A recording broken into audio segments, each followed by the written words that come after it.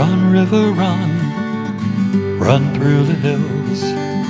Run, river, run to the sea. Run, river, run to your place beneath the sun. Run, river, run over me. Run through the land, you run through my soul.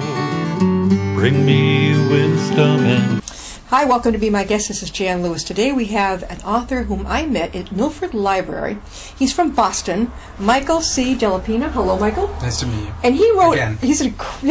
He's an incredible author. He is also in the FBI, and we're going to talk about that.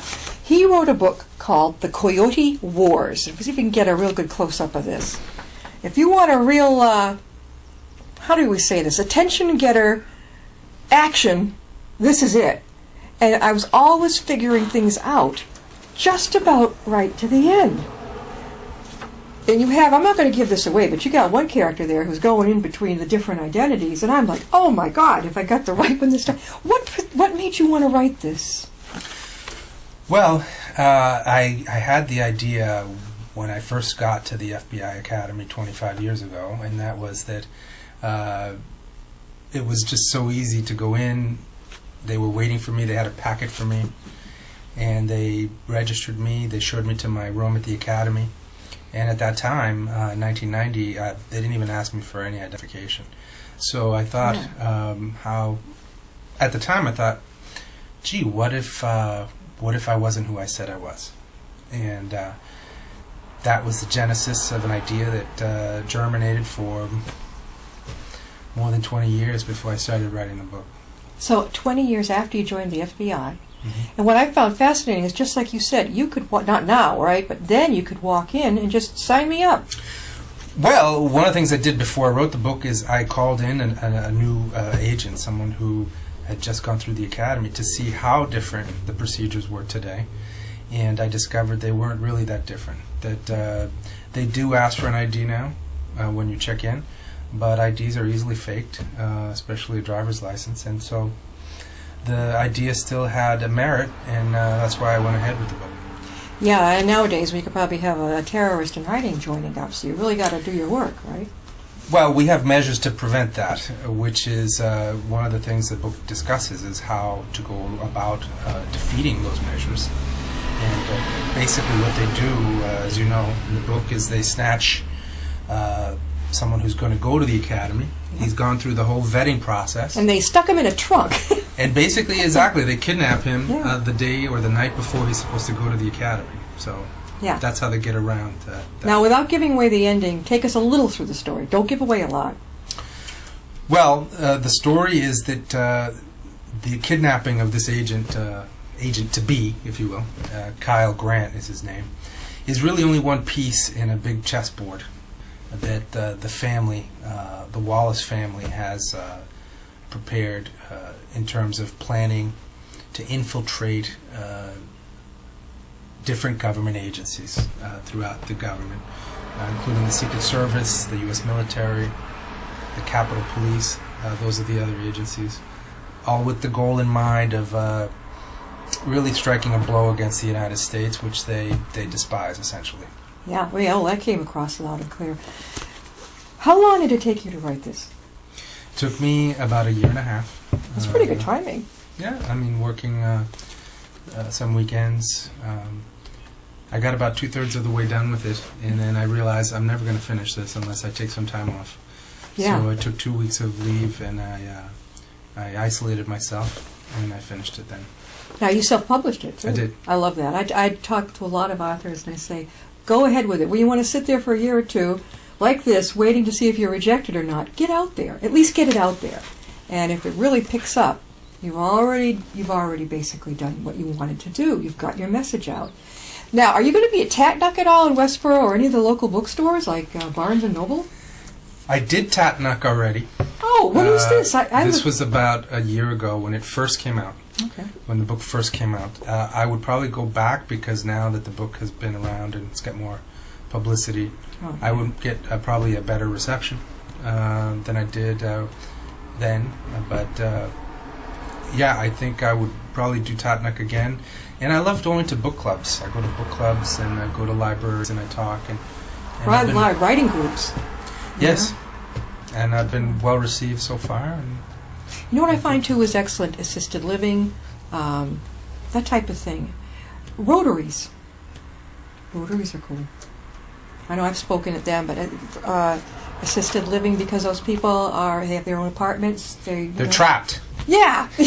What are you saying? You got them. You got them. But there's so many places, like libraries too. Reaching people who love. Would you call this? Well, obviously, it's a mystery. Would you call it a thriller? I would, because there's a page-turning element to it. I think once you get past a certain point in the book, you're curious what is going to happen. First of all, I don't reveal the plot until about halfway through the book. I know. It drove me nuts. But once you see the plot, I think leading up to it, you're curious what's the plot. Yeah. Once you get to the plot, by the plot I mean the plan that the family has. Mm. You know, why are they infiltrating all these agencies, right? Once you get to their meeting, where they have a meeting and they're going to finalize their plans, Yeah. that is a big moment in the book. Now, was that the hardest for you to write? To get to Not really. I had just getting to that point, because I knew I wanted to get to that point. So, because that was a key moment. This is going to tell the readers what is the plot, what is the plan that they have, the plan of action, and then the rest of the book is to see how they carry it through. We're talking with Michael C. Delapina, and he is the author of the Coyote Wars. And right on the cover, was this something you chose, our Capitol building in Washington? I did, because that is one of the targets. Yeah. Okay, that's one of the targets. As you know from reading it, the White House is one of the targets, and the FBI is one of the targets. So those are three of the key targets. The Pentagon as well. Yeah. I don't think the Pentagon pictures as well as the Capitol building. So part of it was aesthetic. I like the way the Capitol building looks. Well, I love the dark background. I'm glad you brought that up, Yeah. because when I was talking to the designers that were helping me with this, initially it was going to be a bright blue cover Really? with the same picture. Really? Yeah, and I said, I don't think that's dark enough. I want a darker this theme, is- right? Yeah. Where you see it and you see an ominous color. Mm-hmm. The word now, what made you think of coyote? Coyote Wars? Yeah. Well, because I didn't really know the title of the book when I started. It wasn't until probably halfway through, 3/4 of the way through the book, when it came to me, because and there's a scene, a very key scene, where the father of these terrorists in training, if you will, he calls his children around, and he calls them these little coyotes. And Yeah, I remember that. I thought it was cute, and I thought they're the coyotes, so therefore these are the Coyote Wars. You've got another book coming. It's the finale, if you will. It's the culmination of what happens in this book, because there are a couple of loose ends that are in this book. I mean, the book stands by itself. Yeah. I mean, I could have stopped there, You could have, yeah.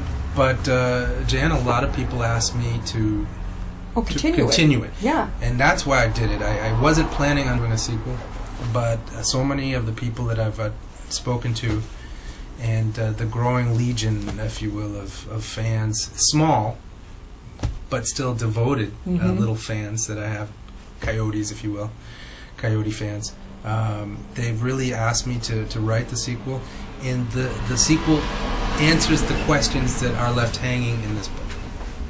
And that's going to be The Last Coyote? Is it The Last Coyote? It's going to be The Last Coyote. Yeah. All right. Is it going to be a nice cover like this?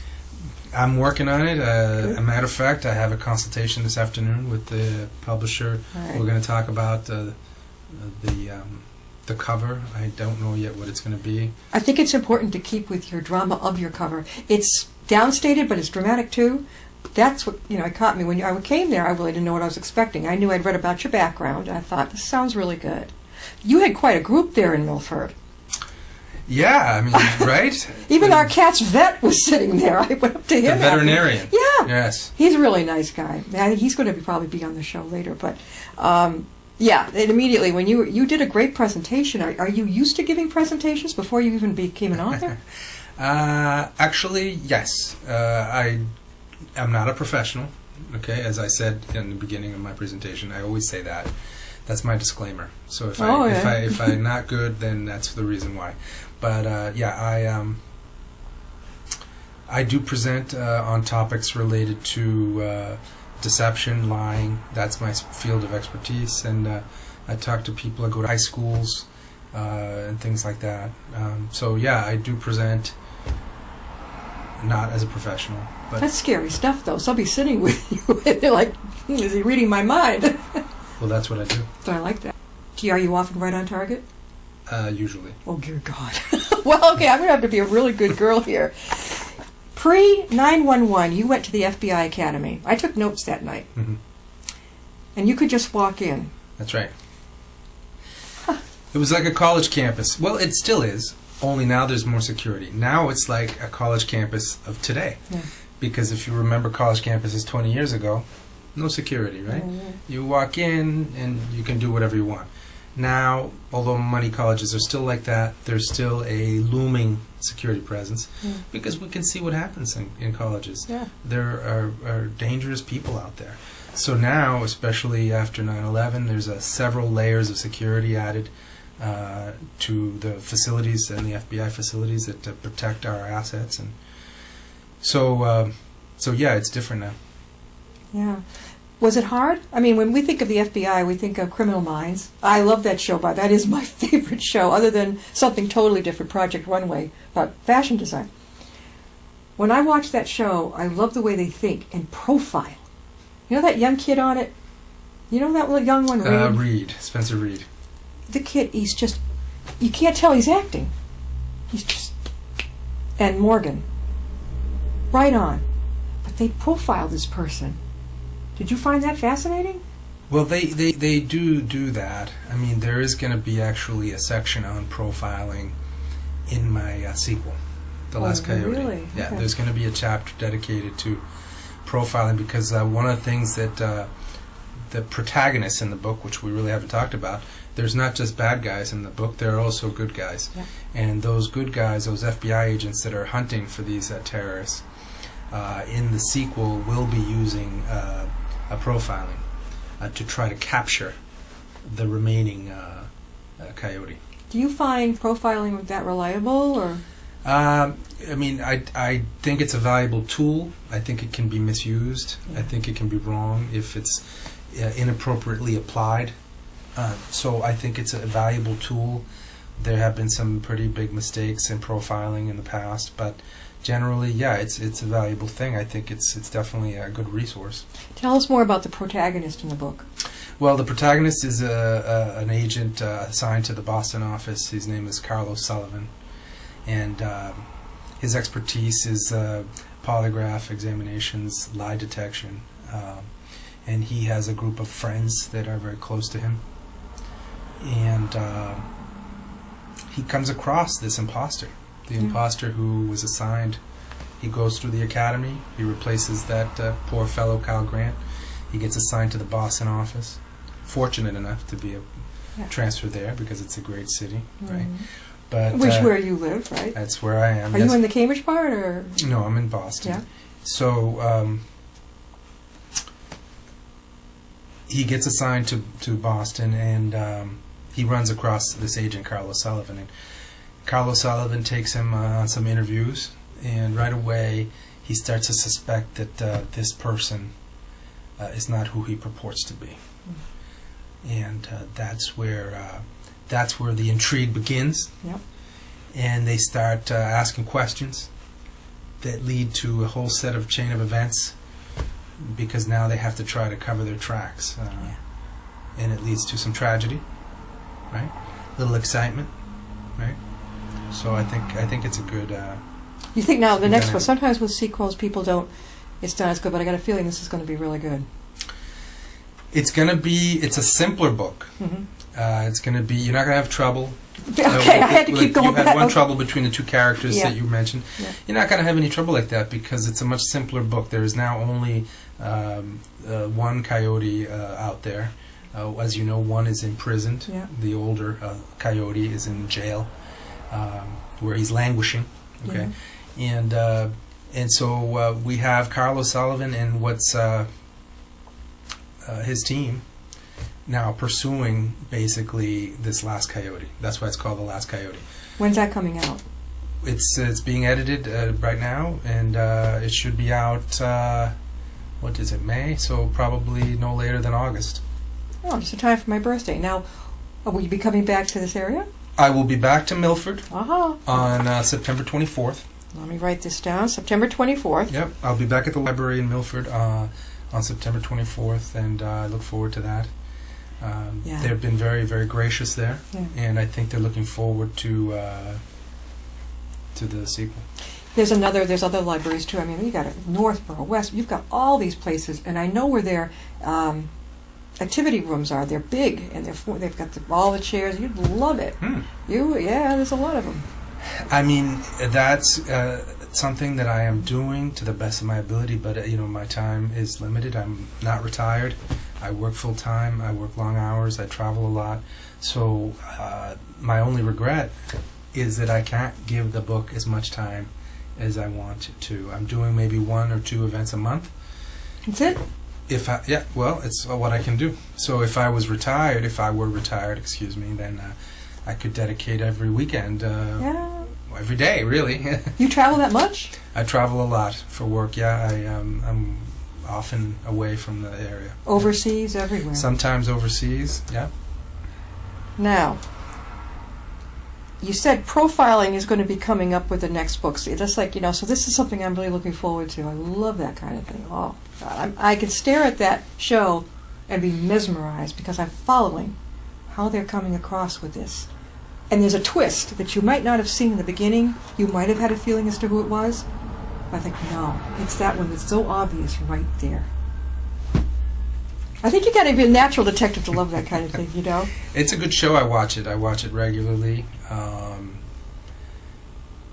I mean, the thing is, it is dramatized. The behavioral scientists that compose the behavioral analysis unit do not do the things that they do on the show. They're not out in the field. Mm-hmm. They basically review reports from the field, and then they send a recommendation and a profile to the agents who are actually in the field. Our buddies that we see on TV. So what we see on TV is them out with guns and doing arrests and all this business, which they don't do. The behavioral scientists don't do that. They basically compose, they sit behind a desk. Well, when I see that kid read, I think of he, believe it or not, in real life, he's in his 30s. I thought he was a kid. I got a son who's like 23. And he reminds me sometimes, when my son shows that side, reminds me, do you have kids yourself? Yeah, I don't discuss my family, though, because, I do have people who are sometimes following me. Volatile, yeah. I got you, definitely. What did you do before you entered the FBI? How did that ever occur to you? Well, it was, I was doing a pretty boring job. I worked at an insurance company in Washington, D.C., literally a stone's throw from the White House. Yeah. This was back when you could walk to the White House, and you actually drive past the White House. You can't do that anymore. They've closed that street in front of the White House now. Can you still take tours of it? I know I took a tour. I believe you can. They do suspend them once in a while for security reasons, but you can do that. And you were happy when you did decide to make the change. Oh yeah, I never looked back. I mean, it was a great. It's been a great adventure, and we'll see where it takes me. We're talking with Michael C. Delapina, and he is the author of The Coyote Wars. And let me tell you, this is a great read. And because of your background in the FBI, it basically is like it could happen, right? It's unlikely, but yes. I mean, everything that occurs in the book is within the realm of possibility. It's possible that it happens, and there's an element of realism that I think makes it more dramatic. You mentioned when I saw you at your lecture or your presentation at Milford that MRI imaging is not that accurate? No, I didn't say that. Did I did say something to the effect that it has its disadvantages. And the disadvantage is that it's not portable, that it's a very expensive machine, okay? And you're talking about the use of MRI to detect lies, correct? Yeah, well, whatever. Yeah, I know it came up during. It came up. One of the younger ladies in the group asked the question about new technologies for detecting deception, and there are studies that have been done with MRI machines that put people in the machines and they subject them to questions, and they do show that there is some merit to the argument that, and we can prove it now, that the blood will pool in different areas of the brain when you're lying versus when you're being truthful. Oh, wow. But the problem is, again, the hand is very complex. Not everybody's the same. Number one. Number two, it is a very expensive machine to put some in there. It's very costly. And it's also not portable. You have a polygraph machine that weighs 10 pounds. You can take it anywhere. Yeah, you can't put an MRI on your back. No. What was I just... And I'm sure there are health concerns with that because I think it radiates, does it not? No, the MRI is cool. Actually, I've had people come in and sit with me and hold my hand while I've had it. I'm not that crazy about it. The CAT scan is the one that you can't have someone come in with you, or a regular X-ray. Okay, yes. Now, do you do handwriting analysis, that type of thing? I do not. You don't? No. I love that. That's cool. There's handwriting analysis, and then there is... Graphology? Graphology. Those are two different things. Yeah. Okay. In the one, you're looking to compare one writing versus another. So you're looking at, for instance, a kidnapping note. Yeah. If the fool is idiot enough to handwrite the note. So now you're looking at prior examples of his writing, or you're going to compel the person to come in and make them give what we would call exemplars, where they have to then write what you tell them to under a court order to write certain things on a piece of paper. Then you compare. There are experts, handwriting analysis experts, that compare to see that. What if the that graphologist is a complete phony science, where they're going to tell you based on the loops that you handwrite, your personality, and things like that. Yeah, I studied it for a long time. The big, huge loops mean money bags, and little ticks in the front mean the temper. All this type of things. You can tell if someone's outgoing or going backwards. Allegedly. But what's to stop a person to coming in for changing their own style? Then what are you going to do? Well, that's why that doesn't work. Yeah. I mean, do you read horoscopes? I have enjoyed it. I don't base my life on it, but I think it's fun. Yeah. I do as well. Yeah. So, but I wouldn't base my my plans on the horoscope. No, but when it's a full moon or when Mercury's in retrograde, do you follow the retrograde? I love that because things just stop. It's funny you mentioned or we brought up the horoscope because one time I caught my father reading the horoscope. What is his sign? Now my father, it doesn't matter what his sign is because my father doesn't believe in anything, right? So, and I said, why on earth are you reading the horoscope? Yeah. And he looked at me and said, well, I want to know what your mom's going to do today.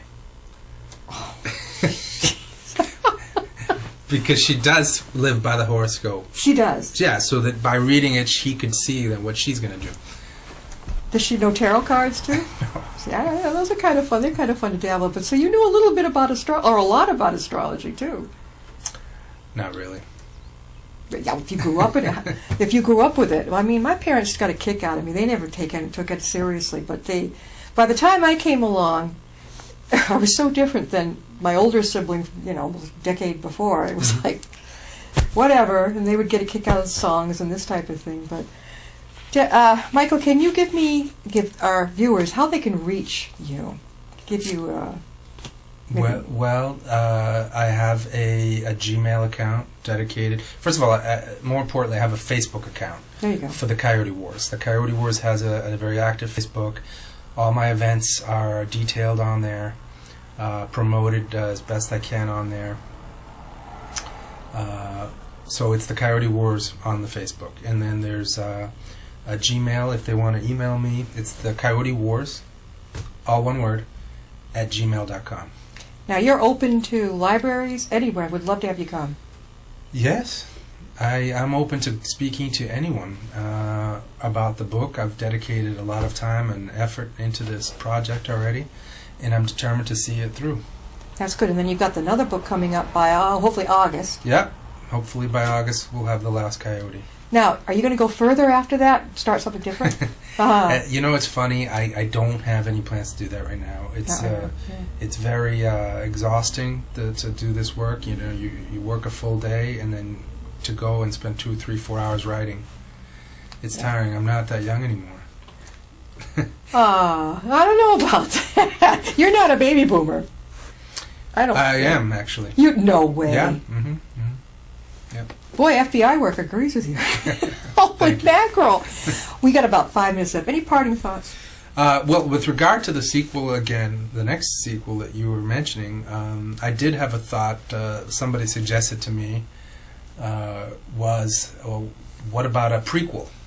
Yeah. So I could do a story about Carlos Sullivan and when he was younger, and maybe a case that he worked earlier, leading up to these events. Why not? So that's a thought. Yeah. And of course, I could just go in a completely different direction. So I don't know what I'm going to do right now. I don't have any plans to write anymore. I think it's hard enough, and it's a lot of work to promote what I've already done. And so, because I've got another one coming out, this The Last Coyote coming out soon, I'm going to, I think, have my hands full talking to people, interesting people such as yourself. Good, you're going to get you out there. You need to get out. Get out. Get your book out there. That's what I'm really trying to do that. Well, you're an excellent person. I know when I went to the Milford Library, and I didn't know what I was going to find, but I know what I read in the paper grabbed my interest. I said, this looks right up my alley. The FBI, all this type of thing. And a lot of people, when they give a presentation, you can tell that you were right together, but you can tell with some people, they're really wired. I mean, they are so nervous. You could tell. I'm going to have a guest here on the show, I can tell. You're doing great. Now, I don't know if I'm that great at profiling. I don't think you're nervous. You come across very together. Well, there's no reason to be nervous. No, it's supposed to be enjoyable. That's You going right. to join us after the next book? I would love to come back and to discuss The Last Coyote. Hopefully you can make it to the next event in September. I'd like to see you there. Yeah. And I really look forward to that. And I'm just thankful for people who have an interest and to help me promote this. And I thank you very much. Don't get discouraged. I will try not to. Because I know with a brand new author, it's hard. But you can get yourself out there, and they see how enthusiastic and right on the money you are. We pick it up in the audience. Well, that's the one thing I have going, I think, for myself in the book, is that I am really a believer in the book. I think it's an interesting story, and I'm just thrilled to get people to go out there. I have young people that have been reading the book, and it's very touching in some cases to be approached by a boy recently, a high schooler, who told me that he had never read a book before, and that he was actually there with his mother. That day? It was that day. He'd already read the book. Yeah. This wasn't in Milford. No, this was at another event out in Ipswich. Yeah. And he told me he had never read a book. His mother was right beside him, and she was thanking me. Yeah. And that now he had an interest in reading, and I actually gave him some other suggestive readings of other authors that I thought he'd like. And hopefully that will be something that could be some life-changing for him. Mm-hmm. And that's satisfaction enough for me. Actually, that's a great idea. Life-changing. You have so many high schools, you can even do presentations there. I have done that. Have you? Yeah. I bet. There's so many things I could think of. Thank you, Michael, for coming on. You're such a genuine host, and thank you so much. You're welcome. And read his book, The Coyote Wars, FBI.